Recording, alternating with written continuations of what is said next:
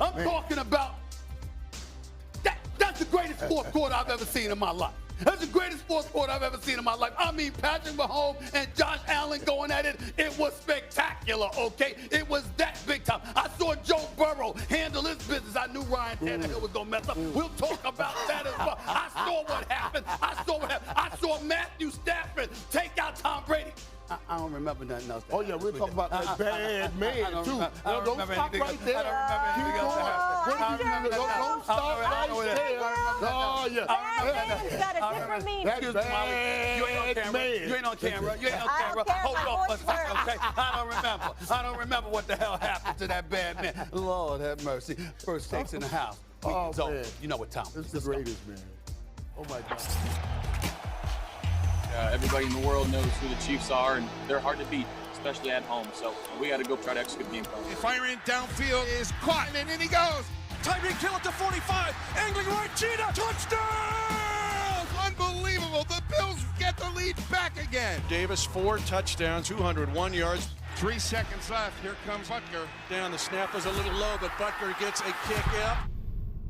Ties the game, we're going to overtime. The Chiefs will get the football first. Mahomes looks to throw it for the comeback cut. It is caught by Kelsey, and the Chiefs have won. If you're not going to go down fighting, then you don't deserve to be here. Still kind of amped up, but we got a big one this next week too. Get back, everybody. Bring everything. I said, it's okay. Good day. What's going on, everybody? Welcome into First Take. I'm feeling myself.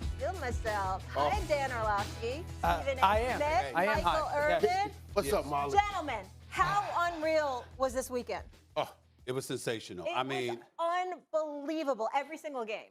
It's the best fourth quarter I've ever seen. It really was. It was spectacular, especially those last 3 minutes. The last 2 minutes of the game, 25 points. Think about that for a second. Yeah. I mean, back and forth. I mean, Josh Allen and Patrick Mahomes going toe-to-toe, going at it. It's a damn shame that Josh Allen didn't get the ball in overtime. We'll talk about all of that. Yeah. But in the end, it was something special Let me to behold. give some details real quick for some people that might not have stayed up. So obviously, as Stephen A. mentioned, it was a thriller last night in the AFC. The Bills won in OT 42-36. Mahomes and Josh Allen special. Stephen A. just mentioned it. 25 points in the last 154. I want to underscore that. It was unreal. This is the second straight year the Bills season has come to an end against Kansas City. Buffalo has yet to win a road playoff game under coach Sean McDermott. They are 0-4. But here's Andy Reid on the dub. Buffalo scores with 13 seconds left. I mean, you still have time to get the field goal, but it looks pretty grim there. Do you have any special advice to Pat right there? Do you have any words for him at that point when Buffalo took the lead for the last time? Yeah, when it's grim, be the Grim Reaper and go get it. So he did that. He made everybody around him better, which he is great at, and he just does it effortlessly. When it gets tough, he's going to be there battling, and players appreciate that. When it's grim, be the Grim Reaper. Yes. Cold-blooded, man. Savage. Cold-blooded. Savage, even for you, Top Gun. Cold-blooded. I'll come to you. What did we witness between Buffalo and Kansas City, Stephen A.? Well, just to start off the show with a little bit of I mean, just something made me laugh before I get into anything else. The Kansas City Chiefs scored, drove down the field, and got a field goal in 13 seconds. Yeah. Cowboys could get off a snap at 14. I just wanted to bring that up. I mean, three plays. Hard out here. They went down. I'm just saying, I just want to mention that. I just want to start off that. I just feel. I'm just saying. Man, you test friendships. I'm just saying. Test friendships, man. At least Michael barely beat Rich Eisen in the catch contest, and he's a Hall of Famer. At least all I'm saying is, let's put that in its proper perspective. Patrick Mahomes had 3 plays that drove them down the field from their own 24-yard line to a field goal to win a game in 13 seconds, and they couldn't get off a snap. Only he could bring it back to the Cowboys. I just think it's appropriate to start off the show that way. That's not apples on apples. No. You say what? No one cares about the Cowboys. You're knocking stuff over. All the particulars. There's a couple of things. He's just There's a couple of things that I want to say. Josh Allen, and I was tweeting this. I said the successor to Tom Brady has arrived. That's how spectacular I thought his performance was. Patrick Mahomes is Patrick Mahomes. I'm saying he's not Tom Brady. He's Patrick Mahomes. He doesn't need to be anybody. But Josh Allen was so sensational. To be so young, to be in that position, and to produce and stand toe-to-toe the way that he did, it was a sensational performance. I've never been higher on Josh Allen than I am today. It was a sensational performance, okay? I mean, to come out, to be in a deficit, to throw a 75-yard touchdown pass to Davis, for Davis to show up the way that he did with 201 receiving yards when Stephon Diggs, no disrespect, but 3 receptions for 7 yards, you Stephon Diggs, I expected better. They wanted to take him out. I understand, but you can't let them take you out to that degree. Not 3 receptions for 7 yards. You got to do better. But Davis showed up, showed out, deserved a lot of props for that as well. So it's not just Allen, it's Davis as well. And then Patrick Mahomes comes back. I don't know. Listen, Dan Orlovsky, Michael Irvin, I'm going to leave this to y'all. But I'm just going, because I got a lot to say, but y'all played. So I'm deferring to y'all. Yeah. We all know how high I am on black coaches. Coaches getting opportunities. Now, damn it, Leslie Frazier, you better be able to tell me Sean McDermott did something, who was a defensive coordinator for 2 years in Philadelphia and 6 years in Carolina before he became a head coach. Somebody needs to explain to me. First of all, I don't give a damn if you got a triple team Tyreek Hill. Okay? Yeah. I mean, this dude, he goes Stampede over the middle. He gets hit by Patrick Mahomes and just scampers down the right sideline. It was like Demaryius Thomas with Tim Tebow throwing him the ball all over again. I couldn't believe what happened. Okay? So you score that touchdown. Then Josh Allen comes down again, hits Davis again for a touchdown. Yeah. Okay? And there's 13 seconds left. It's 13 seconds left. Everybody gonna talk about, all right, don't kick it out. You know, let them take time out, scribble the ball. I get all of that. But the number 1 defense has 13 seconds to stop, even if it is Patrick Mahomes and Tyreek Hill and Travis Kelce. You got 13 seconds and you can't stop it. I swear to you, as I'm sitting here today, I'm the type of dude. Remember, my favorite owner of all time is George Steinbrenner. George Steinbrenner, formerly of the New York Yankees, got rid of so. Leslie Frazier, somebody would have lost their job before you even got out the stadium. 13 seconds? Inexcusable. Floor is yours. Listen, I'm going to say this, man. This was one of the most incredible games we've seen. We talk all the time about quarterbacks, and we're trying to determine, is a quarterback, can he lift this team or can he lift that team? We saw what 2 quarterbacks that can lift a team to a Super Bowl look like in that game yesterday. So when we're measuring them, and we're talking about the Ryan Tannehills and can those guys do it? But we saw it. And we saw not just quarterback play that just making throws, just some exceptional plays. Josh Allen, elusiveness and his slick hips, making those 4th down runs that he made a lot incredible. Made a lot of them. It was what we've been looking for and what we witnessed some in our life. It was a Peyton Manning and Tom Brady-esque. That's what it is. That's what we'll get if Josh Allen can continue to progress and play like this for the next 10 years along with Patrick Mahomes. So it was the greatest quarterback game I'd ever seen in my life between both of those guys.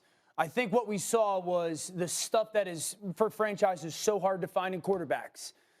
Patrick Mahomes' ability to have that competitive spirit, but the poise in the moment is something that you just don't know about a cat until he's in it. Yeah. And then the same with Josh Allen, but how he competitively wills his team to have success. And that, again, is something you just don't know. Like, what stood out to me in the game was Patrick threw that touchdown pass to Tyreek Hill, this one. Right there. Right, the broadcast cut right to the sideline, and Josh Allen did this. Turned to his team and said, we got 3. We got 3 timeouts. We're good. They go down and score, and then obviously Kansas City does what they do. I think that what happened was, I could boil the game down to this.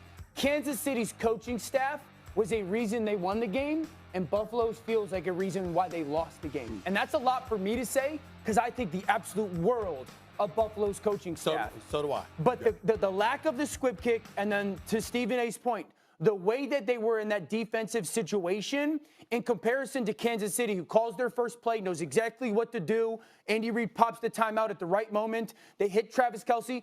I don't think that completion of Kelce was the called play. I think it's completely recess football, freelance. But Kelsey goes down, and as Kelsey's going down, you see Wiley and the center doing this as they're running downfield. They were all ready for the moment, and it didn't seem like Buffalo was defensively. This throw to Kelsey 52 right now, both of those guys are going timeout. They look ready for the moment. They look to know exactly what they can and cannot do. It didn't seem like before Buffalo. Michael jumps in. Go ahead. One second. When you say best quarterback game, you're talking about ever amongst any quarterbacks? By both of them, absolutely. Oh, by them. Yeah. I didn't know if you were saying like ever. No, I think with two guys, it's the best two guys performance. I understand. I just want to be clear on that. Because of some of the ways they made throws, I mean, some of the throws Patrick Mahomes The sidearm throw is indescribable. Indescribable. The guy arms and throw it was insane. But even on these last plays, and I know we'll get on the defense about this, I don't understand why, as a receiver, you give me a free release in those situations. That's all I'm looking for. That's all I'm looking for. Like if you get up on me and you press me, just press me, and you got somebody over the back, over top of me, because, to stop the deep passes, then you'll make that a much more difficult throw. So giving those releases, free releases at the end, I didn't understand why. Listen, it was tremendous heart on the part, but like you talked about, poise, heart. Both of them ran for more than 65 yards, Patrick Mahomes and Josh Allen. Okay? They were flinging the football all over the field. Each was in pressurized moment, didn't blink at all. Yeah. And where the shame comes in for Buffalo, remember, Poyer and Micah Hyde got offended. I think it was those two when they lost to New England. Yes. And the reporter asked about the fact that, he only, they only threw the ball 3 times and stuff like that. They should have been a little bit offended because obviously they held New England to, minimal points and they still lost the game and it wasn't their fault. You should be ashamed of yourself last night. The entire defense. Josh Allen is a 25-year-old quarterback. Yeah. And this dude took you to the AFC Championship game last year and was on the verge of taking it to you. He answered the call. I mean, every pressurized situation you could possibly be confronted by, he was and stood up. And, oh, by the way, in the end, you know what he was begging for? Just give me the ball back. Yeah. Just give me the ball. I already delivered for you. Okay, on 2 separate occasions, not needing a field goal, needing a touchdown. Yeah. I already delivered for you twice in the last 2 minutes. He did everything but get on his knees on national television in front of the defense and beg them, just give me the ball. Just give me the ball. That's all I ask. Give me the ball back. And with 13 seconds left, first of all, he didn't have to do that because he wants you to stop him with 13 seconds left. And then after that, give me the ball back. Let him kick a field goal. Just let him out. Keep him out of the end zone. You couldn't do that as the #1 defense. The Buffalo Bills, that defense, they should be sick to their stomachs. And you let down, what a moment. You talk about a moment that's missed. Can we really sit here as former football players, can y'all really sit here and say a moment like that will present itself again? No, that's a scary thing. I don't know if you can ever predict, because of how Josh Allen played, as great as I think he is, I don't know if you can ever predict he'll play like that again. That's how phenomenal he was. And you wasted it because you couldn't stop Patrick Mahomes with 13 seconds left from getting 50 damn yards. In the moment. It's unbelievable, like, man. I had a buddy of mine, when he throws that touchdown pass to Gabe Davis with 13 seconds left, a buddy of mine, Dave Phelps, texts me, he goes, what did I just witness? And I said, the takeover. Because it felt like that, just the way he imposed his will. And then it seemed like Patrick got the ball back and said, hold on. Like, not just yet. I'm still on. I said last week, if Josh Allen wins, he sits at the top of the throne. Patrick Mahomes said, no, that's still my seat. And the crazy thing for me, walking away from the game even more, Irv, is this. If you're a team in the AFC and you don't have a quarterback that you honestly believe can go face-to-face with one of those two guys, you don't have a chance. You don't have a chance. Both of them are that good. And one of the things I thought about is, and we'll talk about this, Aaron Rodgers, don't come over to the AFC. These boys are here now. Don't go to that division. And we're going to get into that. We're going to get into that. So we're going to limit all and there's Joe Burrow, and there's Lamar, and Herbert. And now Joe Burrow goes to KC. We'll see if he can hang too. Stay out of this thing right here. You know who didn't miss the moment? I don't know if you heard, Dan. Matthew Come on, Molly! Let's go! Let's go! I am here today, Stephen A. Detroit's in the building. I am here today, and you got to deal with me. Let me get my dang chair. Oh, my goodness. You thought you were rough on the Cowboys fans last week. All right, taking down the Bucs in Tampa Bay. It looked like a blowout early, then in typical Brady fashion, injuries and all, he led his squad all the way back from a 24-point deficit to tie it up with 45 seconds left. Stafford drove the ball down the field thanks to Cooper Kupp, got in field goal range and won by 3. Matthew Stafford headed to his first NFC Championship game. Here's the man of the hour on how he was feeling when he spiked the ball before setting up the game-winning field goal. I don't know what I said, to be honest with you, and I'm glad they didn't flag me for spiking it a little bit there. All the guys on the sideline were like, man, you were in a dark place. And I said, sometimes you got to go to those places, you know, and to make some plays happen. So I was, I was enjoying the moment. You know, in my mind, I live for those kind of moments. You know, I would have loved to have been taking a knee up 3 scores. But it's a whole lot more fun when you got to make a play like that to win the game and just steal somebody's soul. You know, that's what it feels like sometimes, where they're sitting there going, man, we just had this great comeback, and you get to reach in there and take it from them. That's a whole lot of fun. They don't steal somebody's Just a little soul. glimpse into it. That's Tom Brady. That's the there's GOAT soul you taking there. That's the GOAT soul. That's where that is right there. Okay. No question. man. There's a quote I Go live by so. that sometimes you got to go through it to get to it. Amen. And he's absolutely gone through it. But tell me this, does Stafford have more to prove? Oh, of course. Yeah. There's no question about it. I mean, this goes back to the summer, the trade, most pressure in the NFL. They went to trade for him to go win a Super Bowl. And the thing that I love the fact is he's ready for that moment. Like, he wants that. And you saw, Playmaker, you saw a little bit where he said, Steelers, so I can't do this segment with sitting down. I'm too hype. I'm too hype for this guy, right? This is why I'm wearing the jacket today, because everybody needs a wingman, Stephen A. And I've been to dudes. My favorite part about this, I got a lot of favorite parts about this. So I was with Matthew for a couple years, right? And I would watch this dude show up every single day. And I'd have people tell me, I would have writers in Detroit come to tell me, Matthew Stafford's not good enough. I'd be sitting there like, you're out of your mind. I'd be walking around town and people would come up to me like, all he is a stat patter. I'd be like, dude, this dude is great. I'd have people on social media, all you people on social media, that'll send me memes and say, I wish someone would back me the way you back Matthew Stafford. He sucks. You guys were all wrong.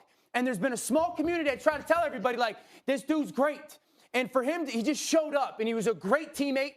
He'd always take the blame. He'd always give the credit. Always take the blame, always give the credit. And when he was traded to Los Angeles, he said this, I just want the chance to have games in January with the ball in my hands and the chance to make a play. And he did that. And I said this a couple months ago. There is not a cat in the league. I love Patrick Mahomes. I love Josh Allen. That I want with the ball in their hands, with the game on the line, more than Matthew Stafford. And I just wanted America to see the guy that so many of his teammates saw. And that's what happened. So all the people that said he sucked, you were wrong. All the people that said he couldn't deal with the pressure, you were wrong. All those people who said he was a stat patter, you were wrong. He's finally got a good team around him, and now he's in the NFC Championship game. And he shut a lot of people up.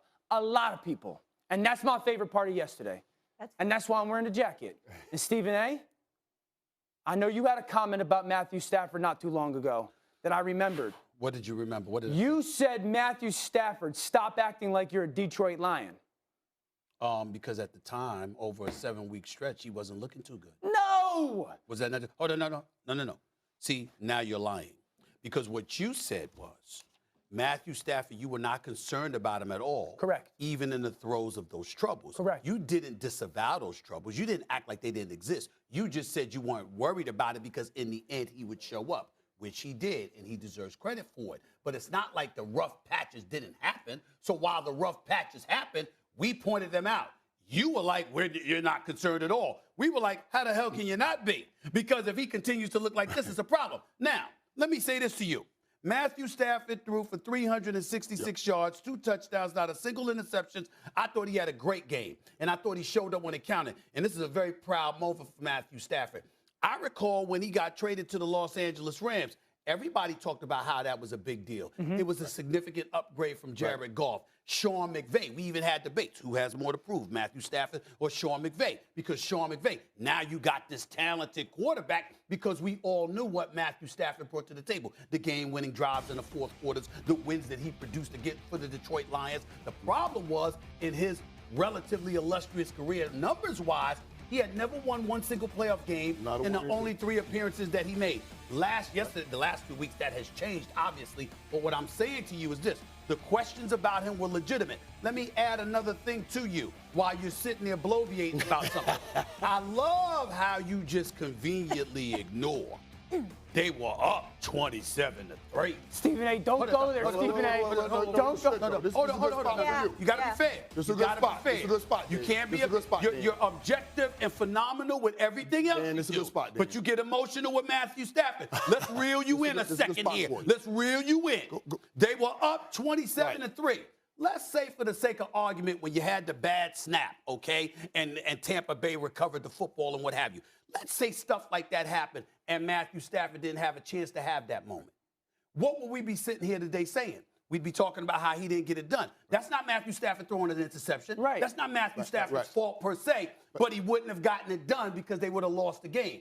He showed up when it counted and had that pass to Cooper Kupp. I have no idea how you let Cooper Kupp get behind you. Anybody but Cooper Kupp, who destroys everybody, and somehow, some way, Tampa Bay allowed them to get behind the defense. You got guys, the lane they're supposed to be blitzing, and Davis and others, and they didn't blitz. We get all of that. But the point that I'm trying to make to you is this.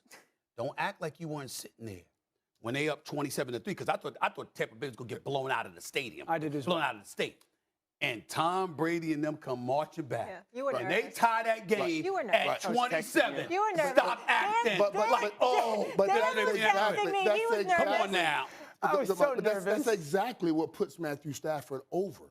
Because, okay, in game 1, I was like, okay, maybe this is the Rams' way to a Super Bowl, where you use him as a luxury and not a necessity. Because game 1, they kind of used him as a luxury, he was a not a necessity necessity. yesterday. But he was a necessity yesterday.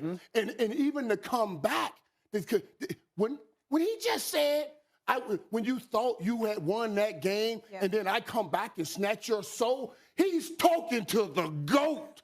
The GOAT thought he had won that game. The GOAT thought he went every time he. Well, the GOAT did his job. Well, the GOAT, yes, the GOAT probably no doubt. But I'm saying though.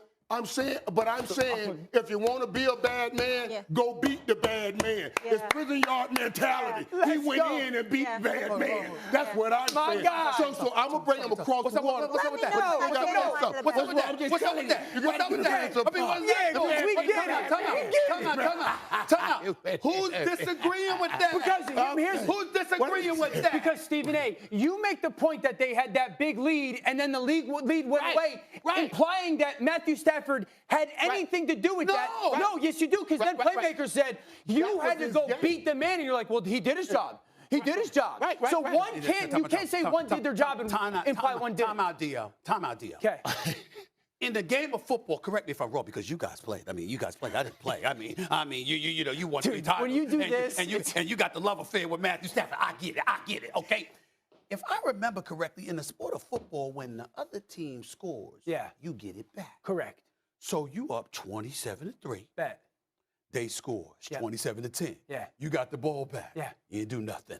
They scored Snap 27. over the head. They scored 27-17. I didn't say it was his fault. I didn't say it was his fault. No. What I said is we would have been saying Matthew Stafford didn't get it done, even though we would have pointed the finger at the Rams, not him. We would have said, this is more of it. Detroit has arrived in LA. I would not have allowed that. Wait a minute. Right. Detroit has arrived in LA, meaning you wouldn't have allowed what? No. The blame. Hold on.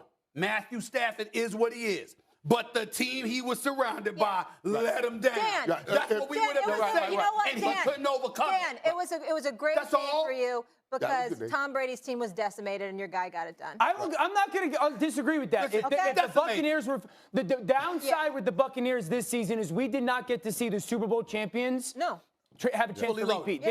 Correct. But I will push back on this because you said that when the interceptions were happening, that I was sitting there saying, I always said not all turnovers were created equal. I said the whole time that some of those turnovers, 3rd and 18, he's just taking a shot downfield. 3rd and 20, he's giving a guy a shot. And everyone was like, I'm concerned about it. And I said, I'm not, because I know the guy. So I wasn't sitting here saying, well, in the moment, we got to see. I said. That's what I said. No, you said that I was acknowledging that there were things. You were acknowledging that there were things, but you said you were not concerned about Matthew Well, he Stafford. had a streak of interceptions, so people were concerned about. But you're saying all Matthew interceptions Stafford aren't had thrown interceptions, and that's how they had come back. He's saying it can't if they just be the came back numbers. from 27-3 on a couple pick sixes, then we could be Excuse me, saying can we it's have on a moment to get on him? Because I need both of you for this. Okay, but can I say this one quick thing? Fine, Real quick? you're taking away from my moment. Matthew Stafford. Come on, Stephen A. Don't lose to Jimmy Garoppolo. Oh, no, go there? You cannot. He cannot do that. What? You know a guy who did? Wait, time out, because this is what happened. The unthinkable happened. Stephen A. Smith, Jimmy G, porn star Jimmy, as you like to call him, that is not me, in the San Francisco 49ers, they went to Lambeau, that bad man's house, and knocked off your boy and the Green Bay Packers. Rodgers put up, how many touchdowns did he put up, Stephen A? One. Oh, it took you a while. He's not focused. Looking ahead to the future. The way it's set up here, with guys that have expiring contracts, the salary cap situation, do you still think it's possible to win a Super Bowl here, or was this kind of the last go at it? Yeah, I don't know, Rob. I mean, that's a fair question. Definitely one I've thought about. There are a lot of decisions to be made, and key players, a lot of guys who played tonight. So many guys' contracts are up or on the brink or salary cap stuff. So a lot of decisions to be made. I don't want to be a part of a rebuild if I'm going to keep playing. So a lot of decisions, in the next couple of months. I just want Rodgers to know this is not personal to him and the Prada Jackets fire. It's much more about Stephen A. So Rodgers' playoff struggles have continued since winning his only Super Bowl in 2011. He remains unbeaten against his home team and extended his streak of 16 playoff starts without reaching a Super Bowl. Stephen A., I think I asked you on Friday. Yeah. I was like, well, what if Jimmy G goes in to Lambeau and beats that bad man? Okay. You finished? Can I answer? And I mean, that happened. Can I answer? So what had happened was, floor is yours. I'm just waiting. First of all, I think there's a couple of important things to say. Number one, my Tom Ford blazer looks much better than his Prada jacket. I just want to think. I think that's important. You are one of a kind, man. I just think that's important. I just think that's important. I just think that's important. I mean, that's fine. My jacket. You saw me on General Hospital last Monday. My Tom Ford jacket. That was a good look. I saw you with the white on Thursday. That's right. Yeah, I see it. That was a blazer. That's a sensational blazer with the ice. You don't even understand. Two chains over here. You don't even understand. Having said all of that, let me get serious for a second. Okay, please. It was the worst loss of Aaron Rodgers' career. The bad man no longer applies. It's just one game in a lot of people's eyes, not mine. When he beat Chicago, he made news earlier this year. He said, I own you. I still own you. He forgot to mention who he's owned by, and that's the San Francisco 49ers in the postseason. 0-4. I don't give a damn what the weather conditions were. I don't give a damn if it was so foggy like it was in Chicago years ago that you can't see 2 feet in front of you. You can't lose that game. Can't do it. Now, Jimmy Garoppolo didn't beat him. The special teams beat him. I mean, blocked punt. That was a touchdown. They blocked a field goal. They gave up 2 big runs. The special teams was awful. And here's where Matt LaFleur, once again, it's always somebody else other than Matt LaFleur. You pick the staff, you're accountable for them. 1 year is the defense, another year is the offense. You take the ball out of Aaron Rodgers' hands, all of this stuff, even though you're winning your 13 games during the regular season.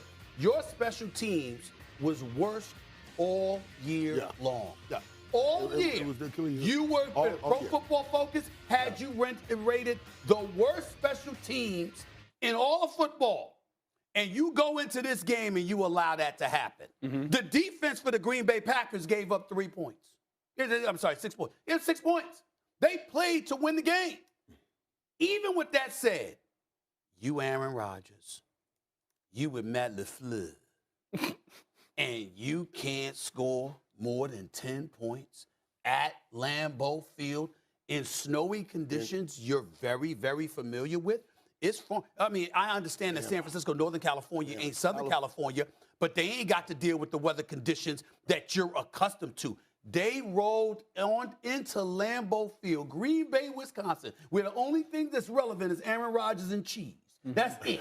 And somehow, some way, found a way to hold you to 10 points. It is the worst defeat of Aaron Rodgers' career, and it could not have come at a worse time because after all that noise you made coming into the season, and then the noise you made by being the deliberate liar in chief with the whole immunization and all of that stuff, you got a playoff game. We threw all of that aside, and we said, all right, this is your time.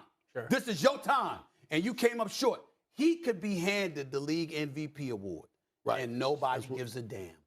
You're the man who came up flagrantly short.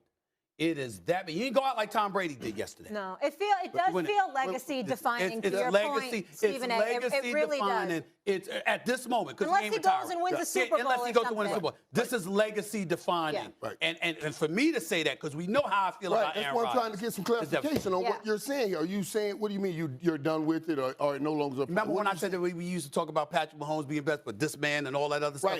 I throw all of that out the window. You cannot lose that game yesterday. Yeah. You cannot lose that game. You know what you missed the regular season. You missed the regular season. Yeah, okay. You can't do that. You can't lose that game. But can't all the things that you said that makes him, that you've said previously, that makes him that bad man, he still is. He still is. Aaron Rodgers just, in crucial moments, just don't make the right decisions. But then you're not. But then you're not in the conversation with the greats. And that's why we're talking most physically, when I'm talking most physically gifted. Some of the throws that we've seen this dude make. I sat here, and when we were arguing about, I'll take that Prescott, and then I'm watching you, I said, you know what?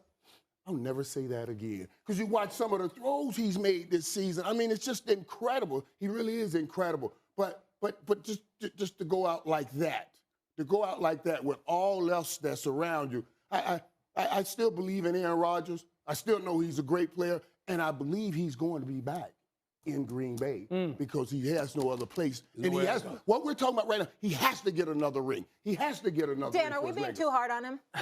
No. In this game, he did not play well. I thought it was his worst game of the season. Certainly his worst game since week 1. I actually thought Jimmy Garoppolo outplayed him. After you watch the tape, I think the thing. Could you repeat that for Stephen A? I'm telling you, man. I'm telling you, if you watch the tape, Jimmy Garoppolo made more consistently better and impressive throws under chaos than Aaron did in this football game. I ain't saying much. Okay, right, but it's that's still the truth of the game outside of that one decision by Jimmy. My fear, honestly, is that the great majority of the people are going to have Stephen A's perspective on it. Like, that's it? That's it? You are as great as you are. That's it? One Super Bowl? And that's not my perception of him. I think he's the most talented guy that I've ever seen. Him and Patrick are right there. But the public is going to go, dude, you had one Super Bowl win? If you don't lend back. My perception is this. Can I just say one thing? My perception is do not put him in the same conversation as Tom Brady ever. And is he even the best regular season quarterback, or is that Peyton Manning? So those were the two thoughts that came to my mind. And that's the tough part that he sits in because Peyton's got two. That's the tough situation. He's the most physically gifted.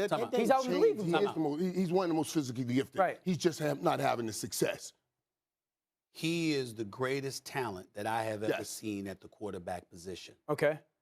But that's what makes this so glaringly alarming and disappointing. I agree. I agree with a lot of stuff you said. Because to be that talented, I give you the list. Sometimes I get boxing analogies, sometimes I get baseball, whatever. Roberto Duran, hands of stone. Do you realize that's one of the greatest boxers in the history of the sport ever? Right? Yeah. When he said no mas. No mas. There's certain things you can't overcome. You're right. There's certain things you can't. There's certain things you can't overcome. And what I'm saying to you is this: the talent that you have, there's a level of expectation that comes with it. Aaron Rodgers was in the offseason. They're making changes. They're not consulting with me. They're not listening to me. They're disrespecting me, et cetera, okay? So they had to mend fences. They had to mend those relationships. They had to listen to you more. They had to add personnel like Randall Cobb and others that you wanted back on the squad. They had to do all of these things. And the Green Bay Packers, you had an offense, you had a defense, you had a running game, you have an elite receiver. I understand that you didn't have some pieces, but in the end, you had what you needed to be the Super Bowl favorite. Sure. You were on your home team. You lose this game You're as right. bad as it would have been. You're right. It's one of the most disappointing 35, situations in 31 terms or of something like that. talent. That's different. You lost because you scored 10 points. Yeah.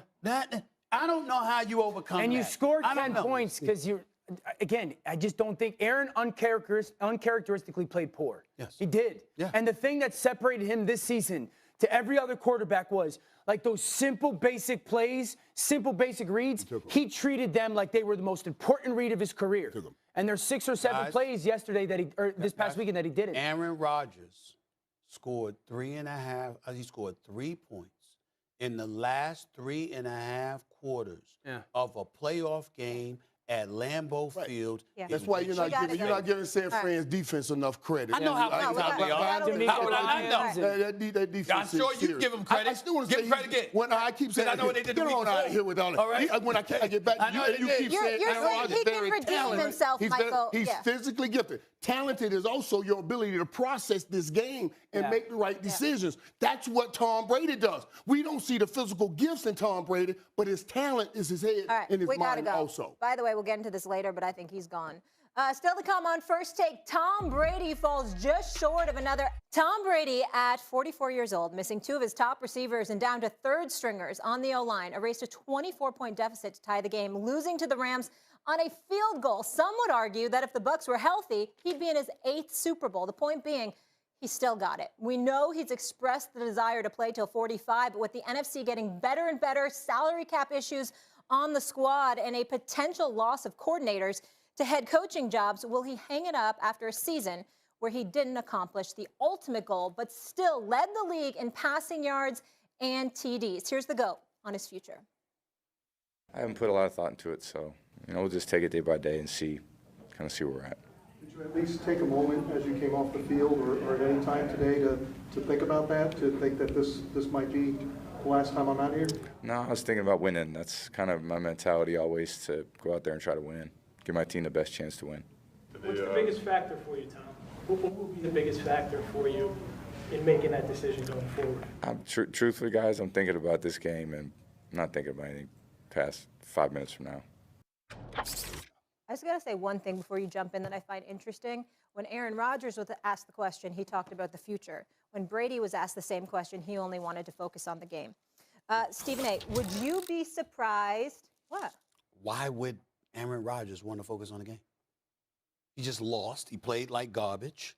And Well, they maybe didn't meet expectations. maybe you Of would course wanna- he would want to talk about the future. But maybe you would want to take some accountability. Why? And No, maybe you would say, I'm not dealing with the No, no. future. I'm upset. I It's just lost the best game. It's best to take accountability, but most people don't want to. That's what makes I was some just- of us, I was just pointing out that's the what makes some differences. of us who want to take accountability special. That's just a thought. Let's move. Dude, you could make the sun rising about you. So It's funny. amazing. I don't even so know what funny. he's talking about. They do. Would you be surprised, though, Stephen A., if Brady walks away now? Yeah. Right. Well, first of all, Antonio Brown betrayed him, betrayed the team, quit on him. It's number one. You don't anticipate that. Right. Chris Godwin goes down, injuries happen, but you're certainly not anticipating that while things are flowing. So you look at it from the standpoint of a Mike Evans, a Gronk, a Brate, and other guys. And if you're Tom Brady, the thing that I continuously point to is the fact that he always talked about playing until he was 45. Last time I checked, he's 44. He'll be 45 next season. And since he's known as a guy that's pretty good with his word, when he tells you what the mission is, he's pretty good about following it. To me, leaving now would be a year early. Now, I will say it gives me cause to pause when I looked at how comfortable Giselle, the wife, because we all know the wife matters, okay? You see what I'm saying? She was in the suite when they were down 27-3. She didn't look too phased. She was up there having the ball. No, because she's a boss too. No, let me get my point. My point is, it was like I've seen her before, and you heard her going off on people and stuff like that. I mean, he can't do everything. Coming to her husband's defense. I looked at her and I was like, it does look like she's quite comfortable. Like this could be it. And she's quite comfortable with it ending because she's wanted him to, stop playing for years. That's the only thing that gave me cause to pause. But in the end, the fact of the matter is he's always said 45. Right. And to be quite honest with you, he's so sensational. He's been so great with the sport. Guys, you know what I think? I think it would be good for Tom Brady to walk in the next season and let everybody know this is it. Right. Because I think he deserves to be celebrated in all the way MJ was celebrated. Like we did with Kobe and all that Dr. kind of stuff. MJ, Kobe. Dan, here's what gives me cause, though. Can they retain the players, and do they lose their coordinators? Does he want to start over potentially with a new offensive coordinator? Yeah, that team and roster could look very differently, potentially losing Todd Bowles, the defensive coordinator, and Byron Leftwich, who I thought was awesome again yesterday as their offensive coordinator. So, would you be surprised? I would be. Nothing surprises me in the NFL. If he walks. I would be. I think it's likely he's done. Because this felt different yesterday when the conversation became public. Tom is the greatest ever, I think, in the football world of never allowing the conversation of what might happen off the field to become part of the conversation of what's happening on the field. I go back to when he was going to leave New England. And it comes out that, he was pretty much made up right at the end of that season. That was never public until post-free agency. And the fact that we had the report yesterday of potentially talking about retiring or he's going to contemplate it this offseason, that's new, at least for me, when it comes to Tom Brady. And that's what makes me think, man, he might actually walk away. It would be incredible if he did. I agree that he should be celebrated like Stephen A. say. Who did he lose to yesterday? Matthew Stafford. Okay. Right. Oh, listen, get out of here. Get back to that, man. Let me tell you something, man. This dude right here, I would be shocked if he left. Let's be real here. Shocked. Let me tell you why. He left New England to play GM. This is his time now to play GM. He didn't want to leave. New England was, they're going to get rid of me early. I might as well go while I still have something in me, and I'm going over here. I'm playing GM. He still has some talent in that building. This is his opportunity to play GM. He was emotional right there. As Stephen A. said, his wife's up there. They've been talking about it. He had to say that to, baby, at least I said it now, But once he rests and gets some rest and them guys start calling, Tom, let's try to do this again. Hey, he'll be back. I refuse to believe we are going to lose Tom Brady. He'll be back one more year. And not only that, if Tom Brady if Tom Brady had gone down yesterday, fully loaded, that might be a little bit different. That's the downside of this season. But you know good and well, he's like, if I had a couple of my weapons, we would have ended this. And so when you look at it from that perspective, I think that's another incentive where I can see him coming back. And the reality is that, you know what? It's beautiful. The thought is beautiful to imagine him coming back with all of those young guns in the AFC, because he's going to have to face one of them. If he sat up there and won the NFC, well, you got Patrick Mahomes, you got Josh Allen, you got Joe Burrow, you got Justin Herbert, you got Lamar Jackson. Right. I mean, it's like he's going to go against one of them if he were to come out of the NFC next season. If he chose to come back. I see him at the Super Bowl. I ain't got to deal with them until I see him at the Super Bowl. And I can get him for one game. And only one of them. And then I get on out of here with that 8th. Can I just read you one thing that TB12 Sports tweeted? You win or you learn. There's no failures, only lessons. When you fall, you need to pick yourself up with greater enthusiasm when you went down.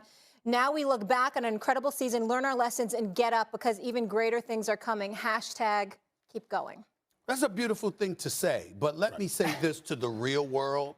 You do learn a lesson, no doubt about it, but you do fail. And you learn lessons from failure. This notion the point was keep going. I was reading into it. He might play again. You wanted to play so bad. There's no such thing as failure. Yes, there is. And Green Bay can speak to that. Well, failure's an end game. Listen, if the Giants get a real quarterback, maybe I'll be okay. You have setbacks on a journey. Brian Dable, do you want Brian Dable? Giants fans, Brian Dable pairing with Daniel Jones? No, cool. No? Cool. Hell no. Still to come on First Take, Tom Brady wasn't the only legendary quarterback who took the L. Stephen A's bad man. He had a bad game. It Was broke my that heart. his last in Green Bay? How bad is 58 minutes to go? Okay, all I gotta say, she got me good. They got you great. They got me good. They got me good. Keenan Thompson was who imitated, because he does a great, great job. He's been on the show for years, and he imitates Michael Irvin. I mean, he got you down. He got you down. I mean, hilarious. Now, listen. Chris Redd, he's a fantastic, and I'm a fan of his. I interviewed him on Stephen A's World. Love him. Love the work he's doing as well. No matter how funny he was doing me right there, ladies and gentlemen, I encourage everybody to go to YouTube, Google or whatever. Google Chris Redd doing a press conference imitating the new mayor of New York, Eric Adams. Funny.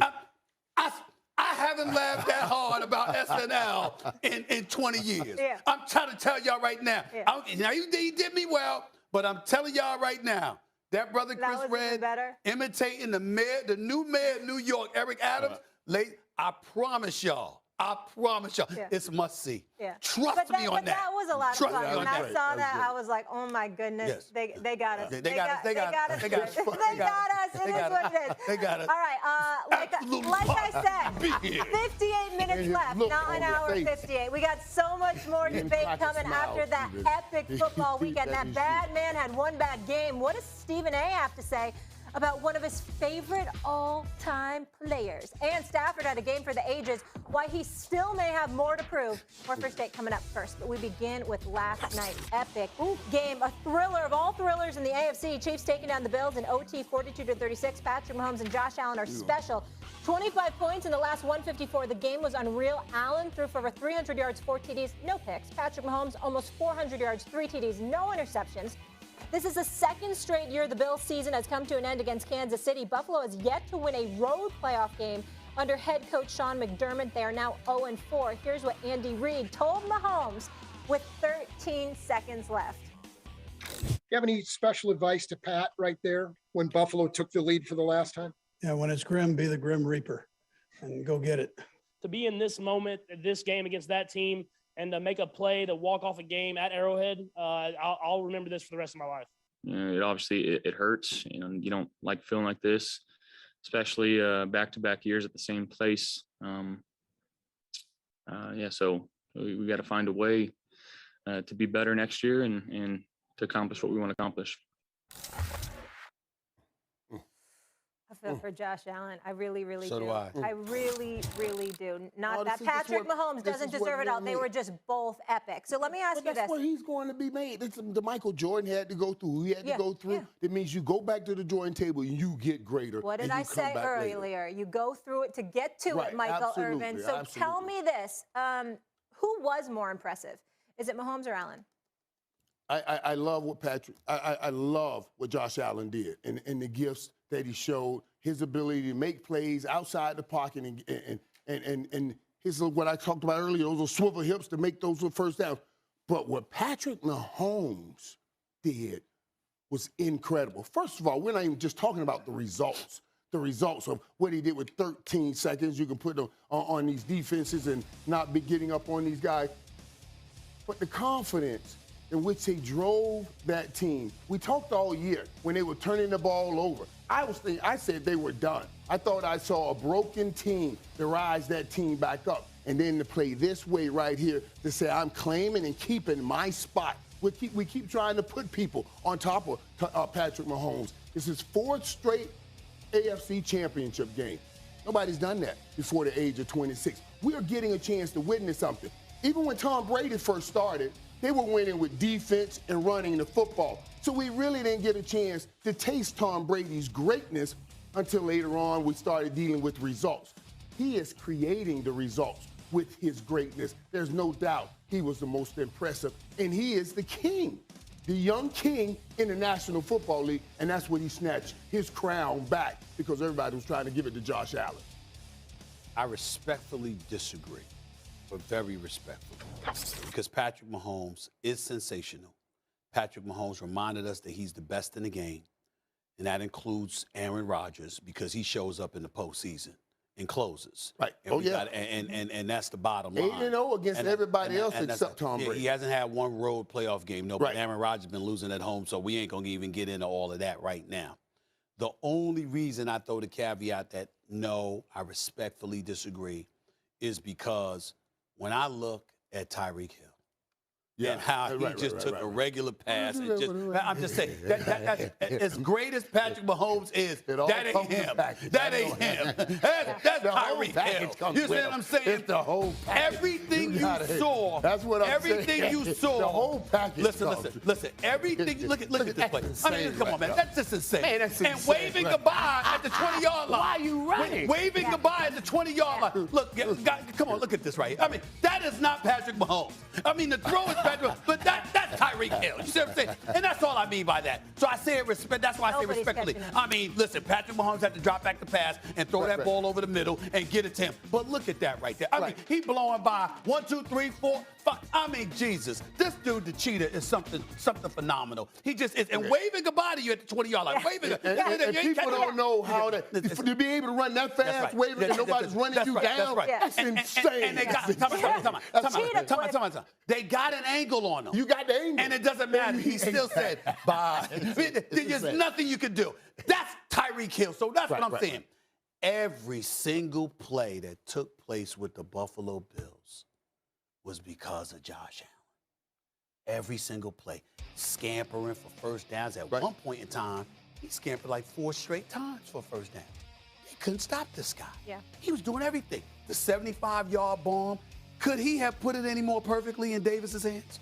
You understand what I'm saying? I mean, now you got guys that now Davis put a move on the corner for Kansas City and buckled his knees. He fell down, and I get that he deserves some credit for it, no question about it. He's wide open. But every single thing you saw Buffalo do, Josh Allen was that dude. And so what I'm saying is that, first of all, Patrick Mahomes is 26, Josh Allen is 25. Right. You say, and this is where I really disagree with you, well, you just got to go back to the drawing board, get better. I'm sorry. Josh Allen didn't need to be any better yesterday. Josh Allen, that wasn't about Josh Allen. Right. That was about that damn defense. That's about that damn defense. Let me tell you something right now. I hate to bring up this analogy, but you know, we say Bills Mafia, right? Yeah. Well, we know what the Mafia is known for. You know what? I mean, the Buffalo defense, the Bills defense should have Bills Mafia should visit them. Let's just say that, okay? I mean, damn. I mean, they at least force an apology. At least force an apology. All right, at least force an apology. It's ridiculous, man. 13 seconds left. I don't give a damn if it's Patrick Mahomes, if it's Joe Montana, hell, Kenny Stabler, Terry Bradshaw, Dan Felt, don't let me go, Troy Aikman, don't let me go back. I don't give a damn who it is. You cannot have Josh Allen perform the way that he did, give you a go-ahead touchdown with 13 seconds left, and all you gotta do is stop them for 13 seconds. They got off 3 plays. Cowboys couldn't get off a snap, but that's a story for another day. The point is, come on, man. You cannot. I mean, you just can't. It's inexcusable. Sean McDermott, a former defensive coordinator. Leslie Frazier, the present defensive coordinator. I'm sorry. I am a supporter. You should be ashamed of yourself for allowing that to happen. I'm Bill's ownership. I'm telling you right now, I would have let him on the plane. I would have had a very, very difficult time letting them on the plane and as employees of the Buffalo Bills yesterday after that. It was that egregious to me. Right. And I know they've been great all year, but it was that egregious.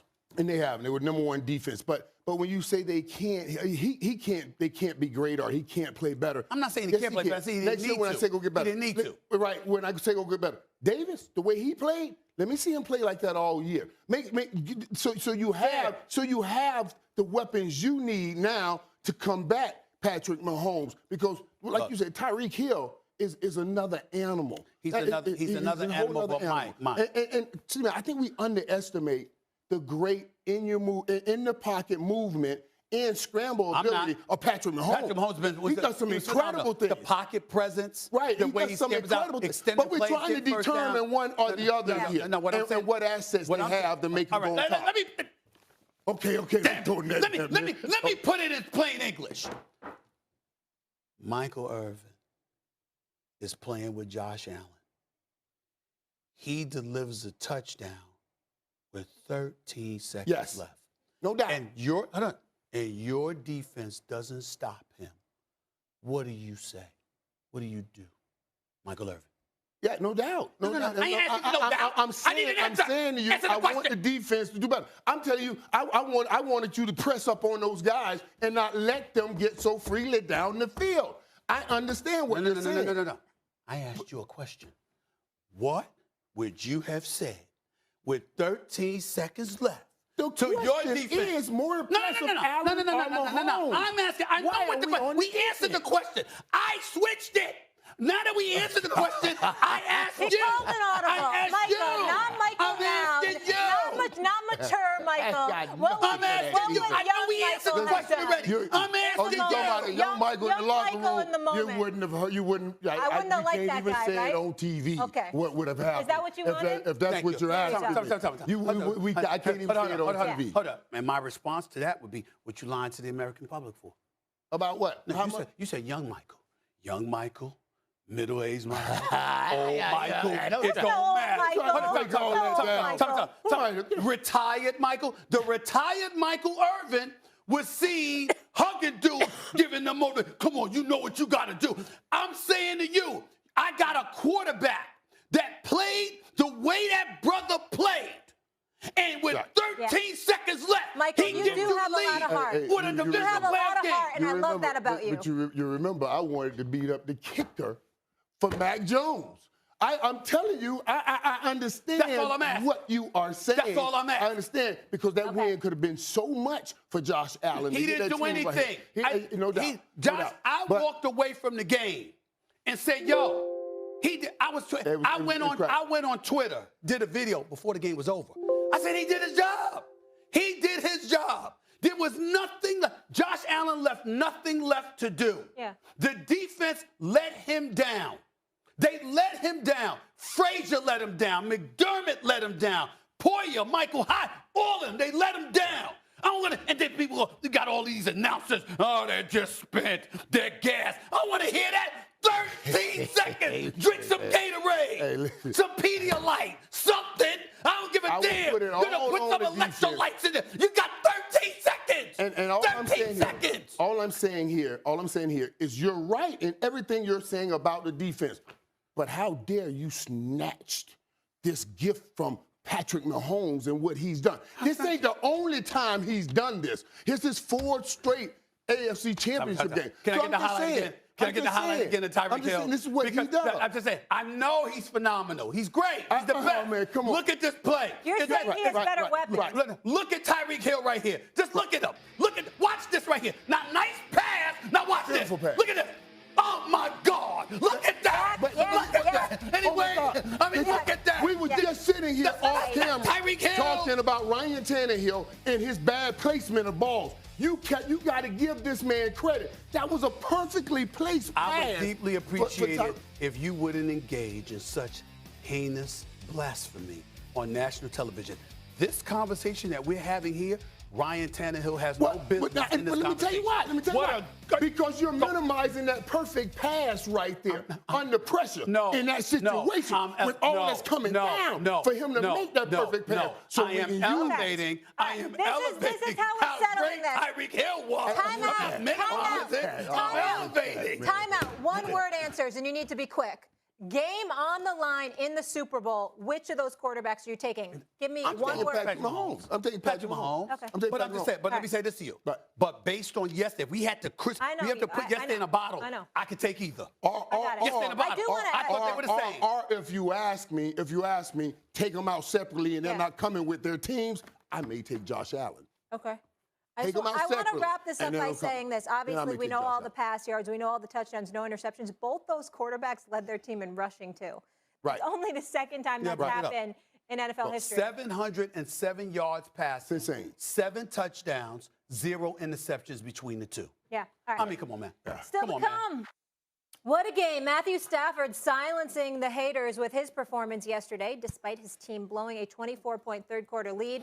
Obviously, with all the injuries, Teflon Tom still gave Rams fans a scare. So, Mike, I'll ask you this. Was this game more about Stafford's dominance or the Bucs' injuries? And listen, I love what I watched with Matthew Stafford and the way he went about winning that game. But I do believe if Tampa Bay had all of their parts, that this would have been a different game. You know, and not even if you don't have everybody, if you just give me back Chris Godwin, just give me that inside presence. People don't underestimate the importance of a Godwin. When have we seen Tom Brady do anything great without his Wes Welker, without my dude, who's one of my best dudes, Julian Edelman, without that presence that Chris Godwin provided for him before he got hurt? Now, I believe, like we talked about, Tom Brady's had one of the greatest years of his career. You can't walk away with that. He's going to go and find him, or they'll sign Chris Godwin, find a few more people, and put that thing back together. I say it was more about what Tampa Bay does not have. That's why Tom will come back with those pieces, and he'll swing again. You're wrong. But what else is new? You're up against me. I mean, you usually are. That's perfect. I mean, that's what it is. There's nothing perfect about that. I mean, this is the reality of the situation. You're looking at it from an injured standpoint because of the ultimate outcome. I'm looking at what the Los Angeles Rams were doing when they marched into Tampa yesterday and how they were running roughshod over the Tampa Bay Buccaneers at that particular moment in time and how Matthew Stafford played a role in picking them apart. I'm looking at the fact that Cooper Kupp had 9 receptions for 183 yards and was targeted 11 times. Now, the one thing that Matthew Stafford has been consistent about all year long, he looking for Cooper Kupp all day, every day. Don't blame him. Nothing changed. Okay, nothing changed, and there was nothing that the Tampa Bay Buccaneers could do about it. So here you are, Odell Beckham Jr., Baker Mayfield. Very bad times for Baker Mayfield because he's home, he's not in the playoffs, and somehow, some way, you couldn't make Odell Beckham Jr. work. You have folks out there were thinking Odell Beckham Jr. was finished. Well, guess what? Y'all must have forgot. That brother could still ball, okay? And he ain't Cooper Kupp. He ain't the number one option. Don't need to be, but Odell Beckham Jr. had, 6 receptions, 69 yards. He showed up. And he's been doing a damn good job for the Los Angeles Rams. And could you imagine if Robert Woods never went down, what the Rams offense would be doing with Woods and Odell and Cooper Kupp and Higbee and those boys? Right. I mean, my goodness. Right. All right. Cam Akers, he just got back a couple of weeks ago. We know that he got stripped. But, I mean, if Ndamukong Suh get his hands on the ball, ain't too many people going to be able to hold on to the damn ball. That's the strongest joker in the world, That brother's massive. That's a mammoth of a man. So we get all of that. All I'm trying to say to you is this. Matthew Stafford was balling. He finishes the game 28-38, 366 yards, 2 touchdowns, not a single interception. And he was doing his thing in the first half. When things seemed to be collapsing in the second half, as Tom Brady and the Bucs came roaring back, Stafford finds Cooper Kupp deep over the top again. So what I'm saying to you is that when you look at it from that perspective, it was more about Stafford than anybody else. Because the same dudes that you were talking about that were absent, that led to them being shorthanded and struggling, it didn't stop them from coming back in the second half. Okay? So that's what it is. my point. I'm not proving your point. I'm saying Stafford found a way to get it done. No doubt Stafford. With a full deck, he found a way to get it done. He had not a full deck, a stacked deck. Got everybody else's best player put him. Tom Brady lost all his players, and he still Robert Woods wasn't there. You know what I'm saying? He's got Cooper Kupp, who he's been. Listen, okay, he lost Robert Woods and got Odell Beckham. 4 lost fumbles too. And Brady lost Godwin and Antonio Brown. Don't give me Antonio Brown. He was never there. Antonio Brown's a waste of time. I'm tired of people bringing him up. How many games did he miss? You missed 3 games because you got suspended. You was missing games before that because you were injured. Lord knows what the hell else was going on with you. We acting like he was there all year and some dependable commodity that Brady lost. He deserted Brady all year long. No doubt. I want to hear that. No doubt. And all those things are true. Okay. But his talent on that football field. His talent is big time. It could have gotten Brady past that game. Even if give me anybody with that kind of talent. And that's all I'm saying. Tom Brady can go find that anybody with some kind of talent and be right back in it. He'll be right back in it next year. All right. Okay. I hear you loud and clear. Antonio Brown had a foul tweet, by the way, too. We'll discuss that. But I just want to definitely got to discuss that. Yeah, I just want to end this by saying Matthew Stafford now has the most fourth quarter in OT game-winning drives 43. of any quarterback. passing Drew Brees. So that's the So you most knew that. over Well, the last 43. decade. So you knew that. You knew that. Impressive. You knew it was 43. And know you still everything. gonna sit up and bring up. Gentlemen, You don't know excuse me. everything. Excuse me. Cowboys, you don't know everything. Excuse me. No Cowboy knows Excuse me. everything. Excuse me. How long have both of you been doing TV before? Hey, me personally? Yeah, years. I've been doing it for 22 years. Okay, and you've been doing it for just as long. Yeah, Okay. yep. When the No, he host, wasn't. A when the little less, 'cause host he was gives still that little less, 20 tag years. note and says it's time to go, that means we go to break. We Right. continue with the break. Right. Except for when you want to express your opinion. Then we have to wait. Field, please. There's no way in hell I'm picking the San Francisco 49ers. Running games travel. But I want Deebo Samuel. I want George Kittle. I want Elijah Mitchell to know it ain't about y'all. I believe in y'all. I'll be damned if I believe in porn star Jimmy at Lambeau Field. No, I do not believe that. Gosh, I asked some great questions. RC, what's the good word? Good to see you. I see you hanging out with a kicker and a wide receiver, Molly. It's good they got their quarterback in you. Let me just enlighten the people. I asked Michael Irvin off air. I said, Michael Irvin, if Stephen A. played football based on his personality, what position would he be? And I gave him a safety. Yeah. I gave him a safety because I was dealing with his ability, his build, but also his personality and mannerism. But he he's has soft. to lead something. Yeah. So He's I'm going to soft. let him lead the defense. No, he's not tough enough. He would be a kicker. Period, point blank. Stephen A. would be a kicker. No. I said, hold on. I She say said wide based receiver on my personality. because you're such a diva. That's what she said. Wide okay? receiver, obviously. You know, the buff That's dude that's complaining living in you the don't get gym the all the ball. time telling me I'm not tough enough. I ain't in the gym more because I'm usually working while y'all in the damn gym, okay? I would definitely be the quarterback. No, without you question. wouldn't. You're not the Without quarterback. question. Without You're not question. the quarterback. You're not the quarterback. He's not a team guy. I'm a team guy. Prove it. You're the star. I'll prove it. Let's keep going. You're an offensive coordinator. I'm not the offensive coordinator. I'm the quarterback. You call the plays, you know what I'm saying? And then when stuff ain't working out, you looking at the players, see they didn't execute. That's you. Okay, go ahead.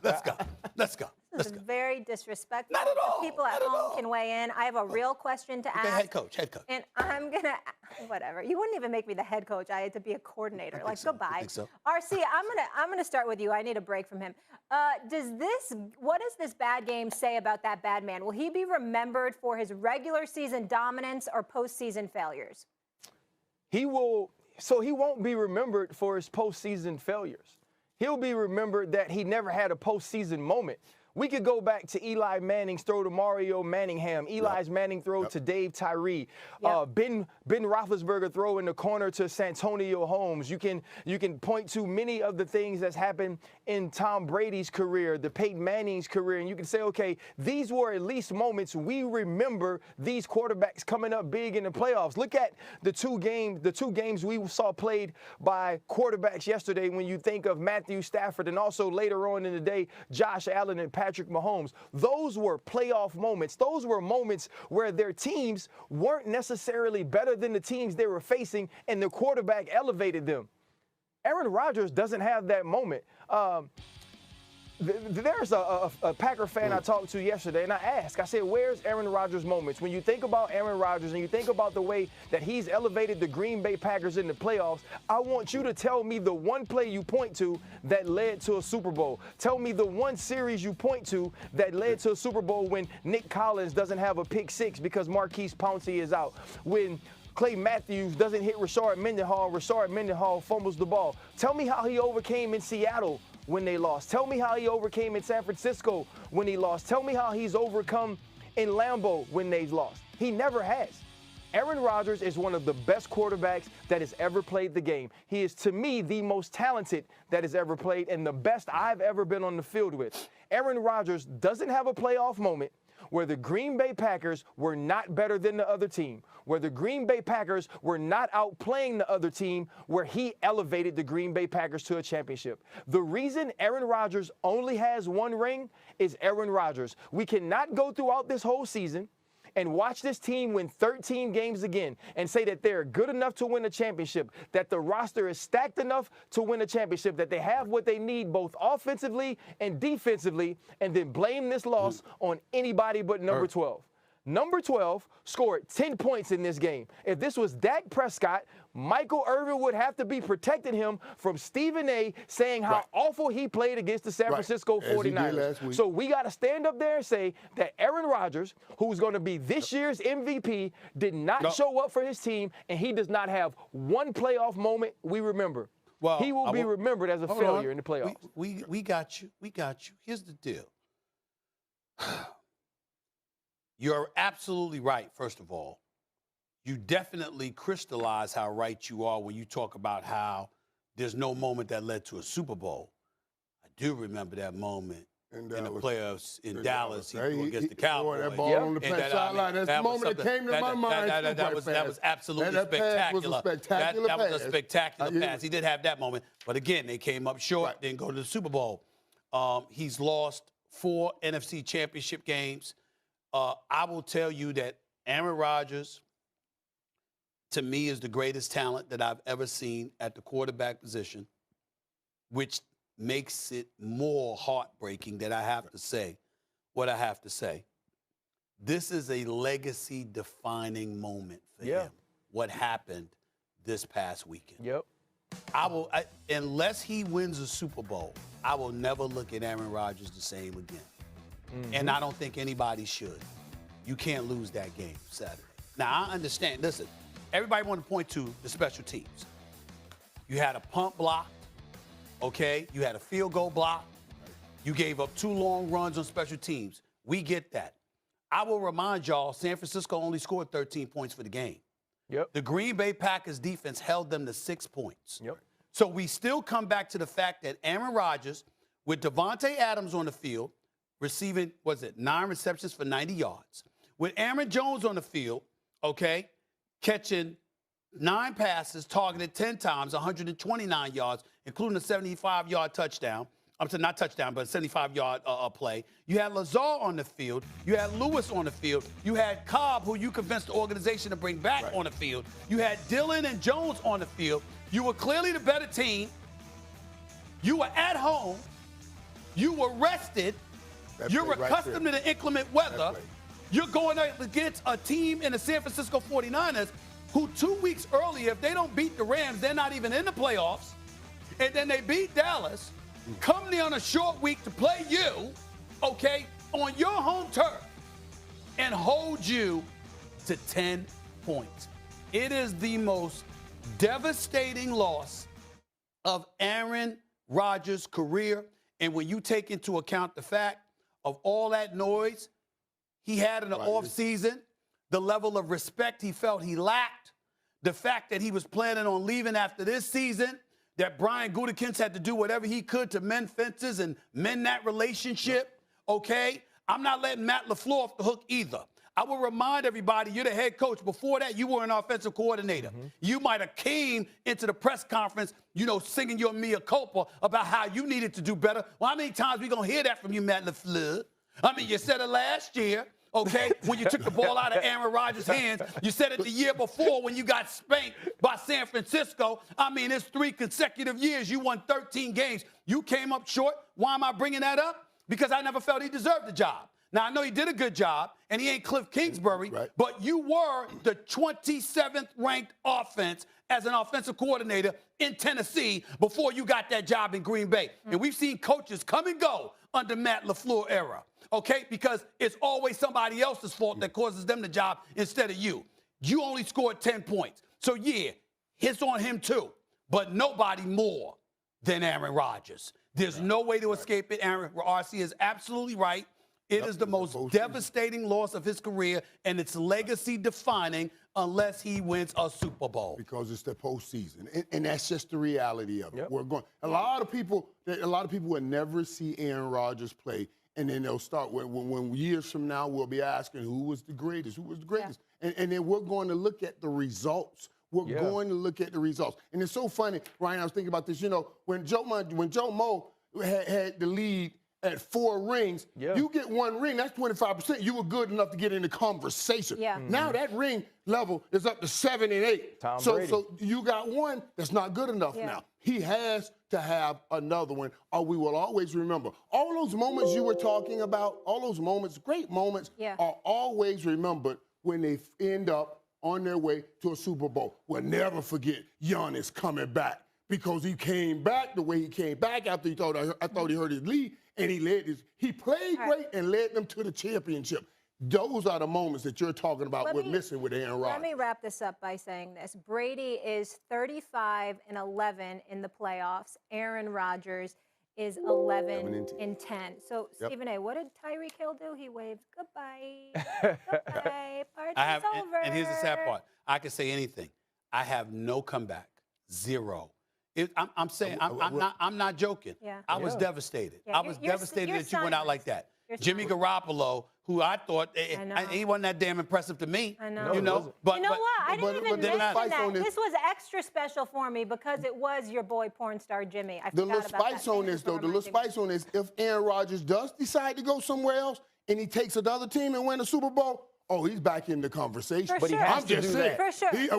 What? He has to do that, though. Aaron Rodgers, just so maybe that'll be a rolling But through. Michael Irvin. He needs to stay in the NFC, I'll tell you that much. Yeah, you don't need to go in the AFC. But right now, he's competing for greatest regular season quarterback with Peyton Manning. That's where he is right now. Peyton Manning's a two-time Super Bowl champion. With a different team.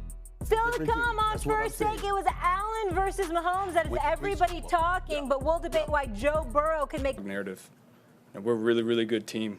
We're here to make noise, and teams are gonna have to pay attention to us. We're, like I said, a really good team with really good players and coaches, and we're coming for it all.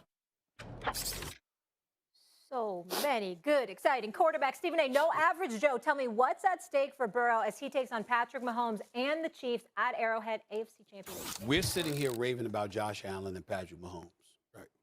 If Joe Burrow goes into Kansas City in his second year, his first full year healthy, and he beats the Kansas City Chiefs and goes to the Super Bowl, that conversation is Joe Burrow.